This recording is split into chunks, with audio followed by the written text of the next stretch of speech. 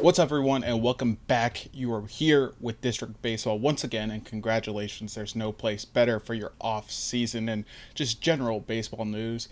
I'm Nick. He's Trey. We can be found at District BSB over on Twitter/X. Trey, what's going on? Nothing much, really. We're kind of just waiting for stuff to happen, so we're gonna be doing some predictions because Something happened today. And let me tell you, it's as big to me as like any major free agent signing, because Dom Smith is no longer a national, and it's true addition by subtraction. I am over the moon.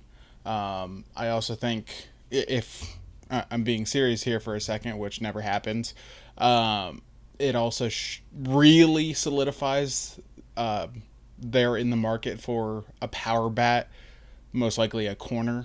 But regardless, I was really concerned Dom Smith would be back, and I am overjoyed that he is not returning in 2024. yeah, I mean, I was gonna skip right over him because he's pretty much irrelevant in the grand scheme of actual baseball. But yeah, it was basically our Christmas today, so that was pretty fun. Yeah, but today is Christmas for you guys, because today is our free agency predictions episode. We're going to dive into the top 20 free agents. Maybe not necessarily the top 20 in terms of like the consensus rankings, but we'll do top 20 or like 20 names of the top guys, whatever. But regardless, we're diving into that, giving our predictions for every single one. We'll do 10 more in depth and then do kind of a rapid fire 10 towards the end. But this is like one of my favorite episodes every year. I love calling my shot. I mean, you saw how much I called my Corey Seager shot, so I can only imagine what's going to come from this should I get some of these projections right, which, let's be honest, I definitely will. But Trey, do you have anything before we get started? I'm the opposite. I'm scared because my predictions from last offseason were pretty bad. So I actually do think my off-season predictions weren't the best, but my bold season predictions were on point. Yeah, and I'm trying to do better this off-season. Hey, that's all we can do. We just 1% Gotta better improve. every day. Yeah, 1% better. 1-0 every day. That's right. Yeah, all right, we're not doing that. Not doing that shit. Nope. Anyways, we should go ahead and get started on some of these free agent projections, because there's one specifically huge free agent. His name's Ohtani. I don't know if you guys have heard of him, but he's kind of a big deal. Never. And Nick, you've been talking. I know where you think he's going to go, or at least where you want him to go. And yeah, I think you want me to start it off? Well, I was going to say, I think I've jumped on the bandwagon. Yeah? Officially, all right. Because nice. I want to see Ohtani with the Chicago Cubs. I don't want to see him in LA or New York or Boston. I want him to go somewhere a little bit different. I think it would be fun. Honestly, I don't really have a prediction for Ohtani, because he's kind of his own thing, really. He's not necessarily this huge free agent. He's a unicorn. Yeah, he's not necessarily about like the big payday. He's going to get paid regardless, so he's not really worried about it. It seems more like he wants to be somewhere where he's comfortable. So it's just a different look for a big free agent to sign with Chicago, like one of the main free agents. So it would be really cool if they were to pull that off. It would be cool as a baseball fan, not cool as a Nats fan. Just because the Nats and Cubs rebuilt at the same time, and here they are, players for the biggest free agent in baseball history. But it is what it is. But yeah, I'm still on that bandwagon. Obviously, the Vegas odds have really shifted in the Cubs' favor. The Dodgers are still the betting favorites to land Ohtani, but the Cubs have jumped from like 10th to 2nd. Mm-hmm. And that's pretty telling. Like, Vegas is more often than not correct, and they certainly know when things are shifting and tides are shifting. That's what they're paid to do. Or we pay them to do, because we always bet and just donate our hard-earned money to them. But yeah, I've been on the Shohei Ohtani to the Cubs train for a while. Basically ever since the Cubs missed the playoffs. I told you, go back to that episode where we recapped the season and previewed the playoffs. I said that I would not be surprised if the Cubs went out and made a big splash. They they did it in a way that I wasn't expecting in hiring a division rivals manager, arguably one of the best managers in baseball, in Craig Counsell. And I don't think it's going to stop there. Like, their ownership clearly has a level of expectation when it comes to performance, and they know after a couple year reset that this team's ready to go, or at least on the cusp. So getting a bona fide manager in there and presumably a bona fide free agent in Shohei Ohtani can really take them over the top. So I'm still on that train. And I started this segment talking about all my victory laps, and this will be my biggest one for quite some time if this really comes to fruition. But according to MLB trade rumors, all of those guys still predict that he will go to the Dodgers. Again, it wouldn't surprise me. It's a short trip from Anaheim up to LA. And Ohtani gets to stay on the West Coast, which Trey, you alluded to. He initially signed with the Angels because of the proximity to Japan. It initially, like when he first came over from Japan, he basically ruled out the entire East Coast because it was just too far from Japan. But I think with the Cubs, they're not as far as the East Coast, but they're not necessarily close. But I think with their established interest in the Japanese market, obviously they already have Seiya Suzuki, and who knows, they might go out and get another one of the Japanese arms, or whatever that were posted or will be posted in the coming years. I think that kind of helps Shohei be a little bit more comfortable, because I agree with you. I do think Shohei values the comfort and the fit just as much as the winning, and I think with the Cubs he can do both. So yeah, and I think money is the last thing he really cares about. So MLB trade rumors has him at 12 years, $528 million. He's gonna get a giant contract. I don't really think he cares about making it as large as possible, because that doesn't seem to be his personality, and he's already a freaking bazillionaire through endorsements, so it doesn't even matter about his contract, really. Yeah, he's going to be just fine. Yeah. All right, let's talk about one of those Japanese arms I mentioned, Yoshinobu Yamamoto, the World Baseball Classic. One of the World Baseball Classic aces. Japan just went out there and shoved the entire tournament. But he's being posted from, I was going to try to give his team name. But anyways, he's being posted. He won the Japanese Cy Young. And I'm recalling this from the COVID year pandemic, when it was just the Korean Baseball League going on, and how most scouts view the Japanese League and the Korean League. They view the Korean League as equivalent to AA, and Japanese baseball as basically in between AAA and the majors, right? So a step down from the majors, but a step up from AAA. So, quadruple A, so to speak. Regardless, Yamamoto winning the Cy Young in Japan and having a 1.95 ERA in 143 innings. That'll play. He's going to be an ace with whoever signs him. And listen, I initially said the Yankees would go out and get him. We don't have to spend too much time on this, but I think Brian Cashman's not doing himself any favors. He's really shooting himself in the foot. Long story short, he basically called out Giancarlo Stanton for always being injured, and Giancarlo Stanton's agent is also Yoshinobu Yamamoto's agent. So that did not resonate well. That's interesting. I did not know that. Yeah, so I am officially pivoting from the Yankees to the New York Mets. Gross. It sucks. I don't want it, obviously, but we know the Mets to be aggressive. They obviously really need pitching, and they really want to cuck the Yankees. So I think when you have all those factors working towards you, and now on Yamamoto's side with them potentially trying to stick it to the Yankees, I think the Mets are bigger players than they ever have been before. So I'm going to say Yamamoto lands with the Mets. I hate it, but unfortunately I could see it. But that's not who I picked. I went in a different direction, since I was kind of leaving Ohtani open for a while for the Dodgers, but I ended up giving him to Chicago for this particular prediction. So I'll give the Dodgers Yamamoto. I think that they'll go out and get.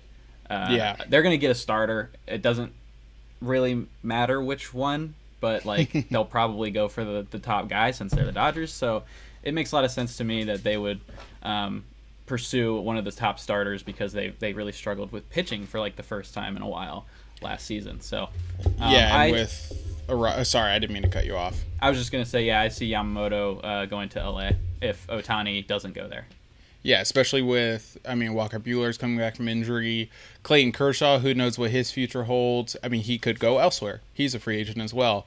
Julio Urias doesn't deserve ever to play baseball again. Yeah.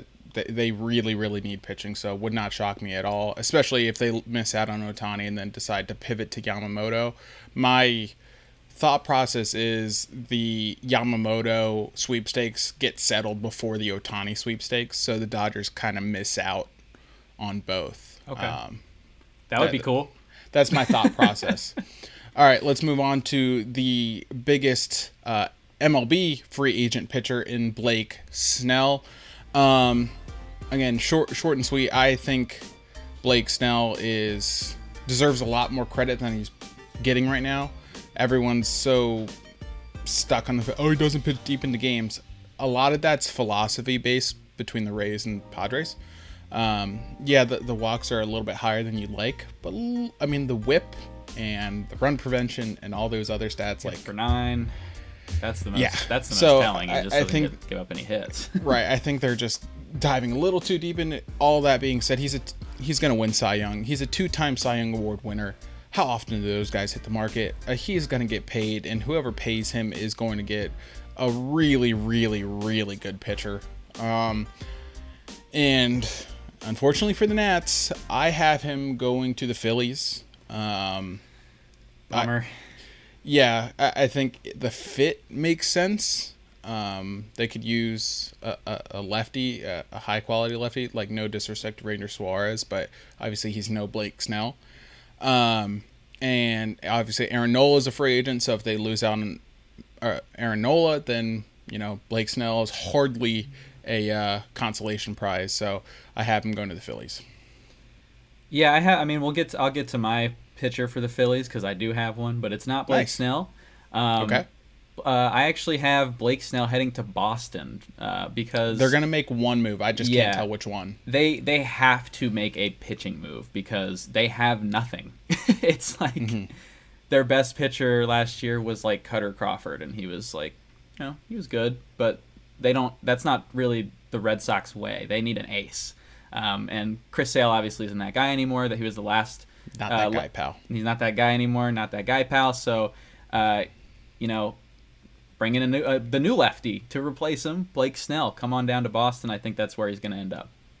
Yeah, MLB Trade Rumors has a 7-year, $200 million contract for Blake Snell. And we'll talk about the contracts in general here in a moment. But I guess in my mind, MLB players are still struggling to get paid when in reality the past couple of years that hasn't been the case. Like guys have been being paid for a long time. Yeah, well, and that's just kind of the new norm. Especially for this offseason, like I've been thinking some of these numbers are going to be a lot bigger than people realize because baseball in general was bigger than it has been in forever. Yeah. So the revenue's there. That means that theoretically the salary should go up. But we'll have to wait and see with that. But here's where I get to the Yankees is our next guy here. Okay. So my theory is that, the Cashman and Steinbrenner are both like, we know what we're doing and these other people don't, and they're not in our inner circle. I actually think that that's a whole bunch of posturing, and they're actually like, oh, we actually need to make something happen. We went 82-80 last year. 82-80 for the New York Yankees is basically like a 60-win season. So I actually anticipate them getting aggressive in the offseason. And I know that kind of goes against what people might be thinking right now, but I have them going out and getting Cody Bellinger. I thought the Cubs initially might bring him back, but I'm kind of on the bandwagon with you that they're going to pursue Ohtani, so that leaves Bellinger with a different landing spot. If I wouldn't anticipate the Cubs even trying to sign another free agent if they get Ohtani. But so yeah, I'm thinking that the short porch there is perfect for Bellinger. The Yankees need a big splash star to get their fan base back on their side because the fans are not happy right now. So give me Cody Bellinger in New York. I don't really love that because I kind of think he's back, and I don't like the Yankees. But at the end of the day, they got big money there, so I think that's where he ends up. Listen, I can see it. For those that follow District on Deck, we put out our stat predictions on there, and I actually did have Cody Bellinger going to the Yankees. Maybe I'm just trying to be spicy. Maybe there actually is something to the Brian Cashman thing that's really soured some free agent interest. Obviously, if the Yankees pay up, then everyone's going to forget what Cashman said, so it won't matter. I am going to change my initial prediction, though, again. Okay. I am all on the Yankees really shooting themselves in the foot and just continuing to spiral. I think it's good for baseball. So good for everyone that's not a Yankees fan. Right. But I will preface this by saying if the Cubs don't get Ohtani, I fully expect them to turn their entire efforts towards Bellinger. And if that's the case, then I think it would happen that Cody Bellinger goes back to the Cubs. But again, in my predictions, the Cubs land Ohtani. They don't have the money to pay for Bellinger. So Bellinger becomes the face of the franchise for a team that's been trying desperately for years, basically since the Bryce Harper free agency, to get a face of the franchise. That is the San Francisco Giants. Okay, yeah, that's kind of where I thought you were going. They've tried so hard, and to the point where I almost feel bad for them because they got so far. But in the end, it didn't even matter.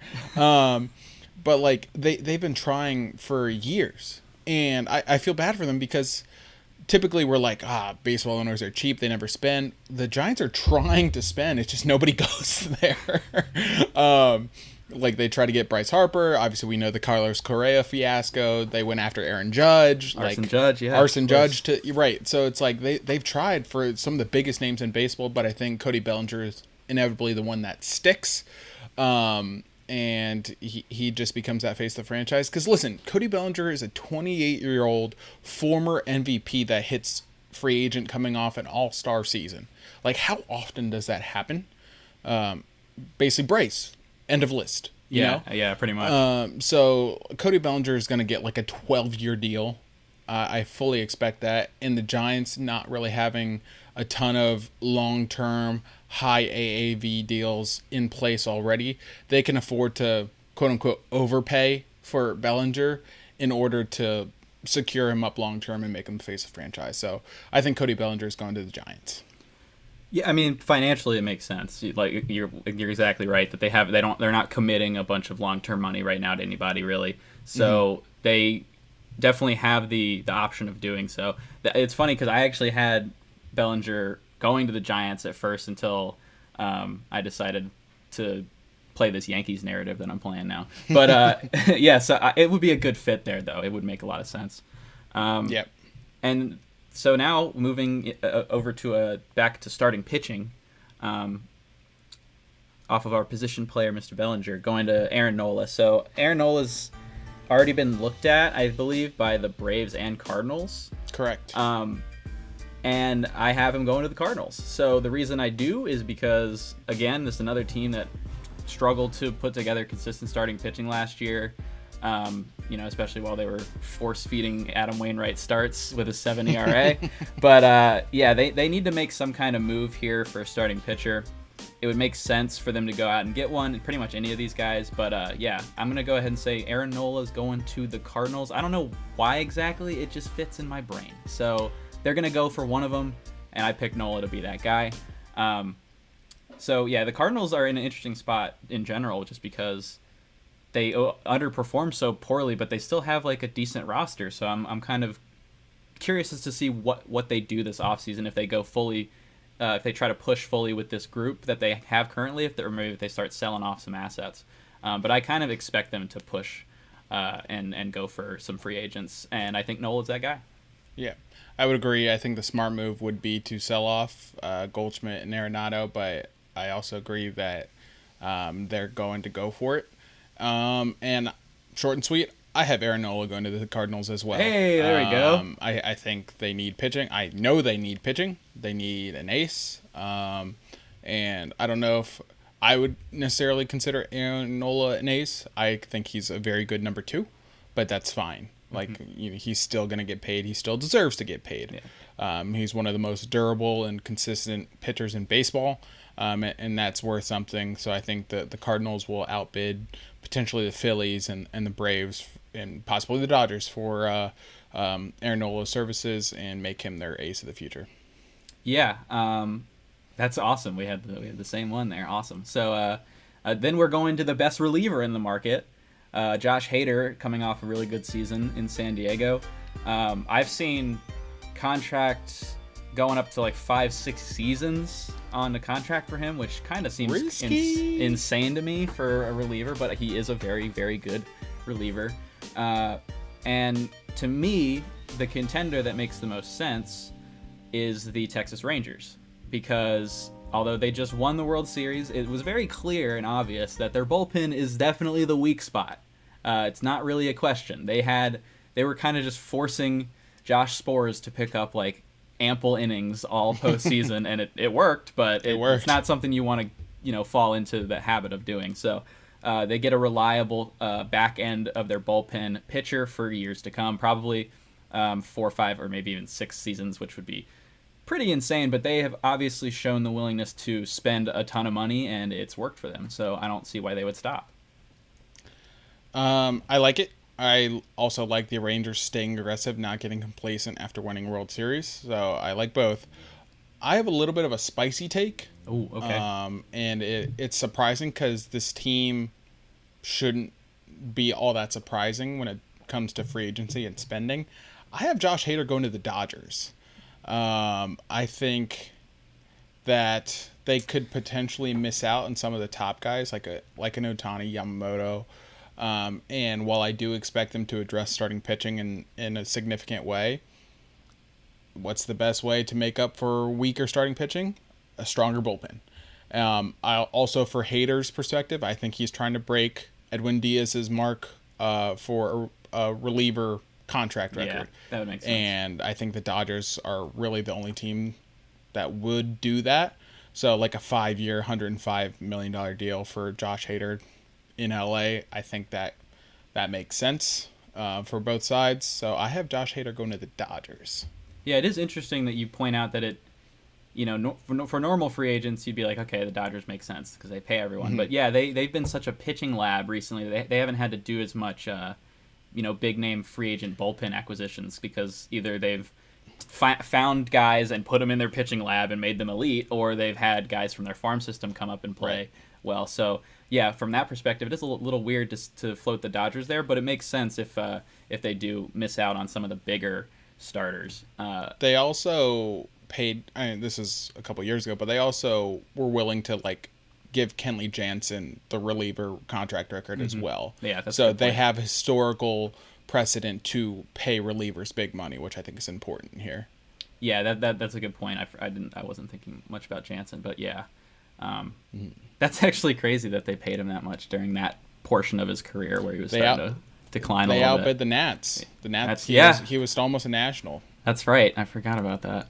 We can make an all-star or a playoff caliber team out of the guys that were almost nationals. Yeah, that's probably we should. Yeah, let's do that this offseason. Maybe. Yeah, that would be fun. All right, yeah, let's move on to the next guy. Sonny Gray is next on the list. One of the more underrated arms in baseball. Also, one of the older quality arms. So he might be in demand because teams won't have to shell out a 7-year deal for Sonny Gray. Who knows? Maybe a team goes Darvish on him and pays him till he's 40, 41. I don't know. But on paper, Sonny Gray, probably like a 4-year deal. That's what MLB trade rumors has him getting. I could see this going a ton of ways. I can see him going to back to Minnesota. I can see him going to Philly. I can see him going to Atlanta. At the end of the day, though, I mentioned it, the Dodgers are going to address their starting pitching in one way, and I think they'll, quote-unquote, overpay in terms of AAV. similar to like a Trevor Bauer deal where it's a really high AAV, but like for 3 years with like an opt out or something like that to leave the Dodgers some wiggle room. So I have Sonny Gray going to the Dodgers because they miss in my predictions. They miss out on Nola, Yamamoto, and Snell. So Sonny Gray to the Dodgers for me. Gotcha. Yeah. So this is where I bring in my Phillies pitcher here is Mr. Sonny Gray. So it would make sense for the Phillies to be looking for another starter since Nola is probably going to walk. So why not bring in Sonny Gray to replace him? He was excellent last year, and like you said, they don't have to commit a huge year total to Sonny Gray if they do go a little bit higher on the AAV, because he's going to be like 34, which is crazy to think about, especially when you look at what he looks like. He's been around forever. He's been around forever, but he was on the Athletics like those like really good A's teams that were in the wild card game, which is so absurd to think about. Yeah, because he looks like he's 25. So right. It's pretty funny, but I have Gray going to the Phillies and Braves, and like all the big contenders. They're all going to get one of these starters. It just depends on which one they get. Right. So, so then we're moving to a totally different starting pitcher, who I've mentioned multiple times now throughout our playoff episodes and everything, that he's earned himself a lot of money by pitching really well in the playoffs. And that's Jordan Montgomery. Great way to get paid. Yeah, for sure. Because, contenders looking at those playoff performances and they're saying, we're going to pay you for that. And if you do that, then we're going to love you. So I think it would probably make sense for the Rangers to pursue a reunion here. But also, I don't think they're going to, because once again, I am bringing my Yankees narrative back. I am going to say that a reunion is happening in New York instead of Texas, and he's going to be a Yankee, and I think that they're going to think that they messed up when they traded him, and they're going to try and rectify that by re-signing him. We'll see if that works out, but it's just kind of a funny outcome to me, so I want it to happen. I can see it. It would make sense. Here, I'll pull up the Yankees Photoshop of Jordan Montgomery right now. Oh my God! Wow, look how good that is. First look at Monty in a Yankee uniform. So that's my spot for Jordan Montgomery. So the rumor mill has Boston all over Jordan Montgomery. That makes a lot of sense to me. You had Snell going to Boston? Yeah. So them landing a premier starting pitcher would not be surprising. And I do think Boston's going to be heavily involved. But again, in this situation, so far, I don't have the Rangers getting anybody. And I think Jordan Montgomery is just like an ideal candidate to remain in Texas. Obviously, they know what they have in him. He pitched exceptional there. No state tax in Texas. I think there's a lot of things going for the Rangers if they did decide to pursue Jordan Montgomery, and after the way he pitched in the playoffs, I don't know why you wouldn't. So I have Jordan Montgomery staying in Texas. Yep, I can absolutely see it. It would make sense for them to try and keep him there, because he was just elite with the Rangers. So good. I mean, he was good. He was good with the Cardinals last year too, but I mean, it was different. It was good with the Yankees. He's kind of a good pitcher. He's kind of a good. Yeah, it was weird that the Yankees traded him initially, but that's in the past now. So maybe they'll try and bring him back and get some goodwill with their fans again. Yep. But yeah, then we're heading out to a DH candidate, probably one of the bigger, just pure DH candidates, I would say, this offseason. And that's JD Martinez, who had another great season in LA. Again, another guy that I could see just going for the reunion and heading back to the Dodgers on a 1-year contract or something. But I decided to throw him somewhere else because I felt like I needed to give this team somebody, even though on paper they have a very complete roster. They just have kind of disappointed when it counts, and that's the Toronto Blue Jays. They did take a slight step back in terms of power last year, which is why I decided to inject their lineup with a powerful hitting DH and a guy that can still go to the opposite field well, which lines up with Toronto's hitting philosophy. And you're talking about a stadium it's not Dodger Stadium, let's just put it that way. So it makes sense for the stadium, makes sense for the team because they need some home run power, and they need a DH. So I'm going JD Martinez to the Blue Jays. Yeah, I could see that as well. We'll talk about the Blue Jays as we rattle off the remainder of our predictions. They're going to need to do something because they have a really talented roster, but obviously it's not enough to get to where they want to go, and they really disappointed this past year. I have JD Martinez going to the Mets. Yeah. I think they're very tired of DHing guys like Daniel Vogelbach, and they're going to go after the high-priced flyers that I wish the Nationals would go after. So JD Martinez would have a hot first half in New York and then be traded at the deadline for, another top 100 prospect that Steve Cohen decides to buy from a team in order, and pays the remainder of JD Martinez's salary in order to do so, which is just so annoyingly awesome. Yeah. Oh, it's like hilarious. Just going out and buying top 100. Hey, if you can do it, why not? There's no cap in this league. Yeah, exactly. So I have JD Martinez going to the Mets. And rounding out our top 10, we're going to go to Toronto in one of their premier free agents, and Matt Chapman. I've been on the Matt Chapman bandwagon. I can also say I really underestimated the contract Matt Chapman was going to get. MLB trade rumors. I had it right here. They have him at 6 years, $150 million. Slightly more than my 3-year, $60 million pact that I thought he would be getting. Yeah, that's more than I'd get. Certainly changes my initial outlook. I did have him back in Toronto. I don't think they're going to give him that kind of money when they're going to be looking to extend, Bo Bichette and Vladimir Guerrero Jr. And they're already paying, a couple of pitchers and things like that. So I don't see that happening. But I do see another premier team who really surprised this year, but they were a year too early.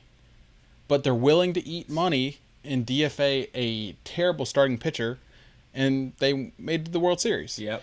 So I think Matt Chapman's going to Arizona. I think Arizona's going to land one of these guys. They clearly have a need at third base. Matt Chapman is well worth his value defensively, but also no slouch offensively either. And he can provide a strong veteran leadership in that lineup to a bunch of young guys who were very close to winning the World Series. So I have Matt Chapman going to Arizona. I love it. I actually initially, before I changed it, had him going to the D-backs because the fit makes a lot of sense. It's actually perfect there. I hope that you're right. But I ended up changing it to the stinky Mets because they don't have they don't have a third baseman, and Lindor and Chapman on the left side. Yeah, Jesus. and especially when you mentioned what they were thinking, or he rejected a contract that was like $150 million. Yeah, I think it was 5 years, $100 million, or 5 years, $120 million. Yeah, something like that. So I mean, it would make sense for the Mets to come in and pick up the tab because they got the money to do so. But yeah, I think the fit is absolutely best in Arizona, and I would like them to pursue one of these top guys. I don't have them doing so, but I want to be surprised because I think they will. I'm optimistic. You know what? I hope so. But I'm going to go with the Mets there because they don't have a for sure third baseman right now. They're Brett Beatty's kind of a question mark. He hasn't really shown enough to get a starting role, so it would make sense for them to get another power bat like you went with JD, and I'm going with Chappie. So the Mets, obviously, they're going to get somebody in the top. So that's my Mets pick. I can see it. All right, let's rattle off our remaining 10. Let's start with Jorge Soler. Where do you have him going? I got Soler to the Giants because, like you said, with Bellinger, they're looking for an outfielder, and I don't have them getting Bellinger, so we'll go with the consolation, which is Soler. I would love to put Jorge Soler in a Curly W uniform. I think he would solve a lot of the problems. He could DH, especially now with Joey Meneses presumably moving to first base. But I think Toronto does try to address their power issues Jorge Soler goes up north to Canada and plays for the Blue Jays next season.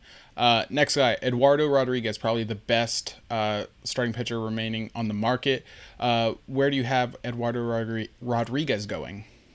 This is where Atlanta gets their guy. I believe Eduardo Rodriguez is heading to the Braves because they still need some starting pitching help with their injuries that they've had in their rotation. Yeah, once again, I could really see a Boston swooping in here. Obviously, he started his career in Boston, and I think it's a logical fit. But I got to put the Dodgers here. They tried to trade for him at the deadline. He opted not to due to family reasons. He wanted to be closer to his family. Those geographical restrictions are no longer. He said that. And I think the Dodgers, now not having to give up prospects in order to acquire him, are more likely to go out and get him, free of charge, so to speak. They get Sonny Gray, Eduardo Rodriguez, and Josh Hader. That's a great way to build up a pitching staff that really struggled last year. Moving on to, do you have Lourdes Gurriel next on your list? Okay, so I have Gurriel heading to the Mariners because the Mariners, we kind of know that they don't go for the biggest guys, but they're going to want to improve, so I believe that they will replace Teoscar Hernandez with Lourdes Gurriel Jr. Yeah, I really like the Mariners pick. I kind of have two equally. I know that's kind of cheating. It's okay. The Astros are going to sign somebody. I just don't know who. So I gave them a corner outfielder to kind of sort of replace Michael Brantley. And Lourdes Gurriel seems like a guy to go to. He had a great year last year, but he seems like the kind of guy to go to Houston and then really excel. The other one I could see is the Marlins. The Marlins, in my simulation, have lost out on Jorge Soler. They were obviously a playoff team last year. I think they can go out and get another big bat to replace Soler, and so I could see Gurriel going to either one. So I'm cheating there. Next guy is the aforementioned Teoscar Hernandez. You have the Mariners sort of moving on. So where do you have Hernandez landing? I have the Dodgers picking him up. As a power bat. I feel like the fit for me is the reason why. It's because Teoscar Hernandez's batted ball data is a little spooky for most teams because he swings and misses a lot, but then you get him in the freaking LA Dodgers lab and he'll be fine. So it would make a lot of sense to me for them to pursue him if they don't get one of the other big free agents. Yep, I could see that as well. So I made this prediction prior to the recent news that all options are on the table, and now I feel like they're going to sell. But just on the off chance that they don't, I initially had Teoscar Hernandez going to the Brewers.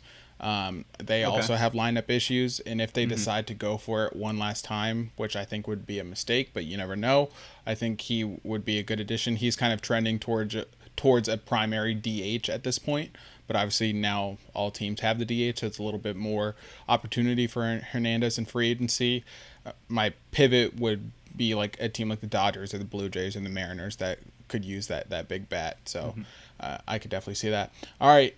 The one Nats fans are clamoring for, Rhys Hoskins. Obviously, the Phillies are moving Bryce Harper to first base permanently, which means Hoskins is officially on his way out of Philly. Where do you have him landing?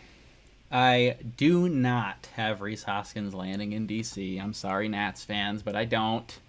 I actually have him. The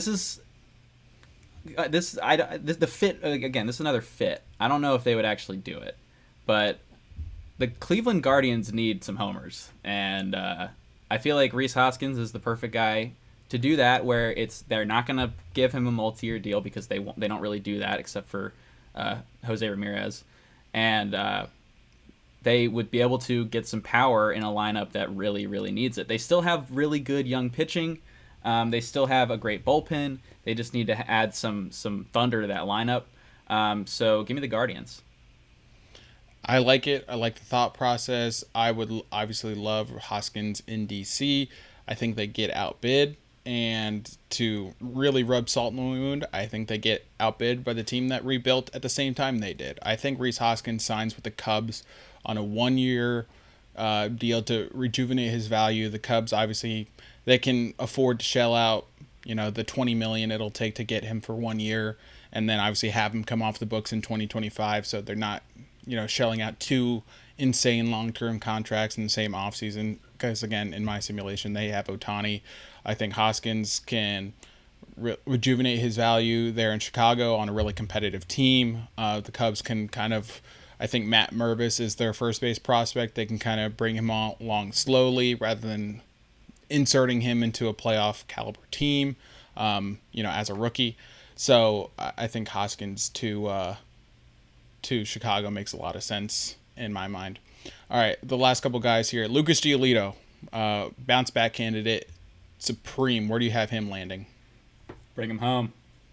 Bring him home. I would love it. Bring him home. He's coming home to D.C. The Nationals like to pay their starting pitchers, so bring him home on a 1-year deal. Let's see if we can get a bounce-back season and maybe trade him for his prospects. Would love that. A big theme of mine is teams replacing guys that they lost in free agency. I have Lucas Giolito landing in Minnesota. I think Minnesota got a taste of winning this year, obviously, in the postseason.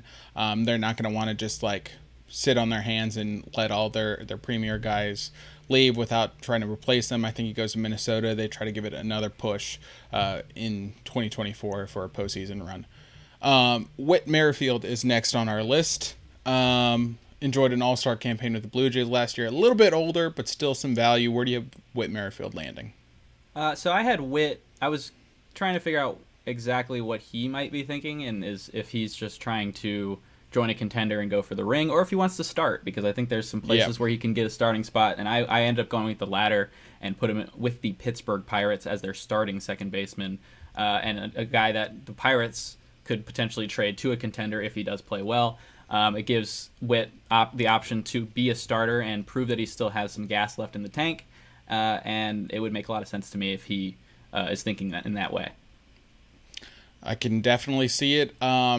I was along the same lines as you and trying to think of a marriage of a place where he can start but also be on a contending team, or at least a fringe playoff team. I have Whit Merrifield landing in Seattle. I think they've been trying to address the second base position for a while. They don't want to completely give up, although I would like to see them be a little bit more aggressive than they have been. They went out and got Luis Castillo at the deadline and then it kind of just stopped there. Mm-hmm. So I would love to see them really make a splash. I don't think Whit Merrifield is as big of a splash as I'm sure their fans were hoping for, but I think Whit Merrifield can also provide the Mariners some value in their 2024 hopes as well. Not the last pitcher, but the last kind of multi-year pitcher we're talking about is Marcus Stroman.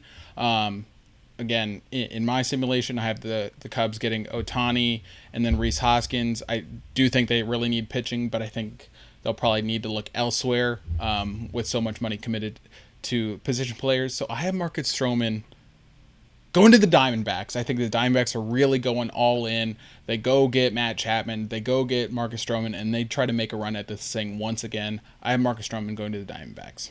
I hope you're right, because once again, I have a guy that you have going to Arizona, going to the Mets. So I hope that he does go to Arizona and not the Mets. But, he was pretty beloved as a Met, so it would make a lot of sense. He seemed to like playing there, and the city responded well to his energy. So I see the Mets swooping in for a starter there and getting Stroman back. Yep. Next guy, Jeimer Candelario, obviously was great with the National, in line for a multi-year deal, sizable pay increase from his last deal, which was just $5 million over 1 year.